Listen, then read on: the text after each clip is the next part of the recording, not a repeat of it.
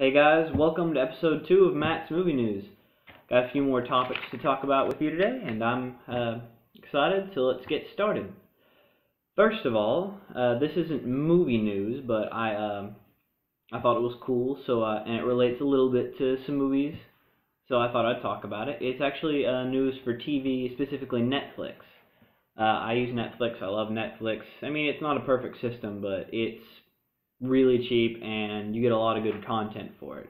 So, I heard, and this has been confirmed, the first trailer is released for Daredevil. Now, some of you remember there was a Daredevil movie a few years ago that didn't do so well. I can't really remember much of it.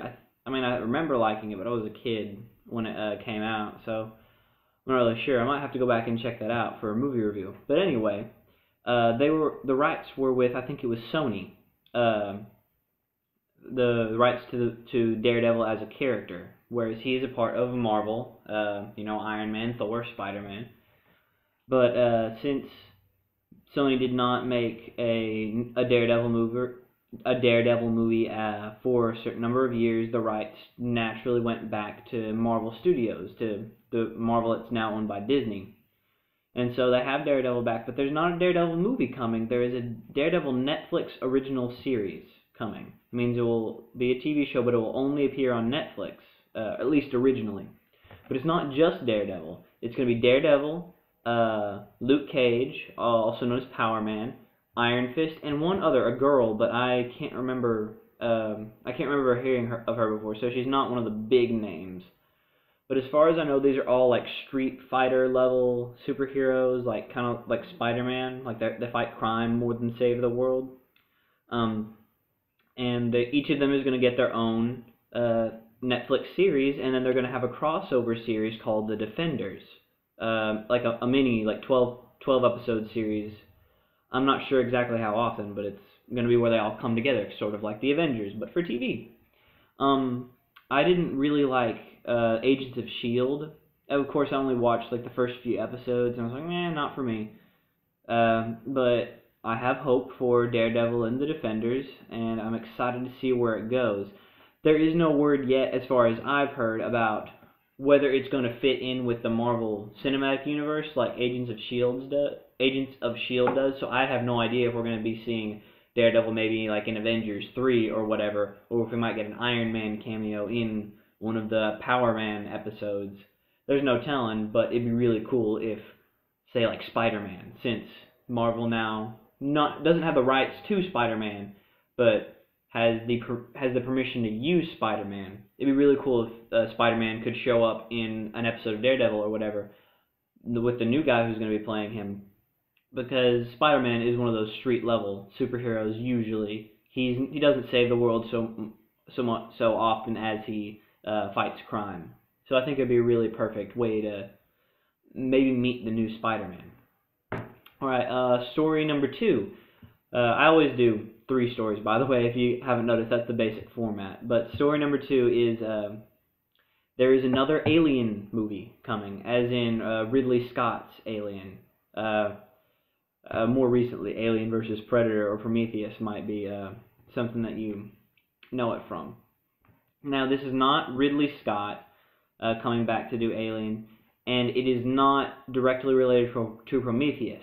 Ridley Scott is doing Prometheus 2, as far as I heard, and Prometheus is steering further away from the Alien franchise, even though it was only loosely fit in with Alien the first time around.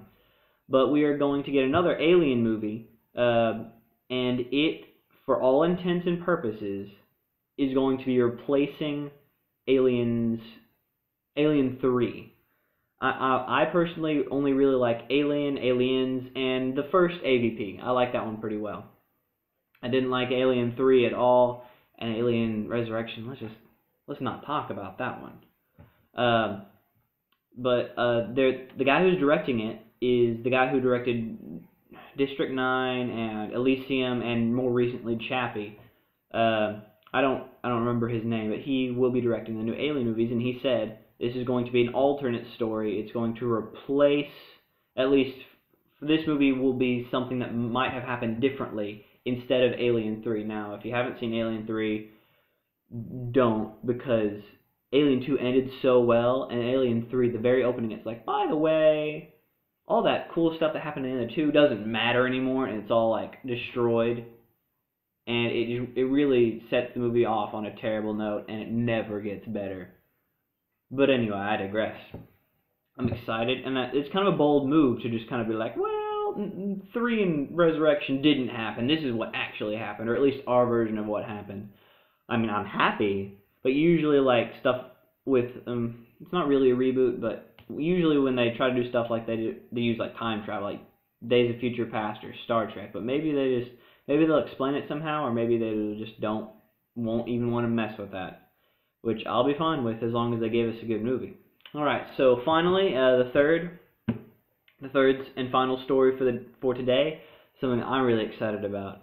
There is a live-action version of Beauty and the Beast coming out from Disney, similar, I suppose, to the Cinderella movie that has just come out recently, or is coming out soon. I guess it depends on when you watch this video, but anyway. And with these live-action adaptations, they're fine, really. Oz the Great and Powerful was pretty good. Snow White and the Huntsman was pretty good. I know Snow White and the Huntsman wasn't by Disney, but still, just in that sort of vein. I haven't seen Cinderella yet, but for this live-action Beauty and the Beast, they have cast Emma Watson as Belle, which Emma Watson, played Hermione in Harry Potter. I'm not sure you could get better casting than that. I don't know if she can sing, but I also don't know if this is going to be a musical. Which I don't think the Cinderella movie is a musical. This is not as far as I've heard. So that's neat. And also, Luke Evans has been cast as Gaston. Now, I've only seen Luke Evans in a couple of things, but the things I have seen him in, he's been really good. In The Hobbit, he was amazing. I can't think of somebody who would play Bard the Bowman better. Alliteration. But he did a really good job, I thought, in Desolation of Smaug and The Battle of Five Armies. So I can't wait to see him as Gaston. He doesn't seem like a really big, bulky guy, like a hulking guy like Gaston. But Emma Watson's not really a big person, and I'm sure he's in the gym right now getting ready for it. So I'm super pumped to see that. It sounds like it's going to be a lot of fun, and maybe a really good movie if we're lucky. So that's all I have for you today, guys. I'll see you later. Bye.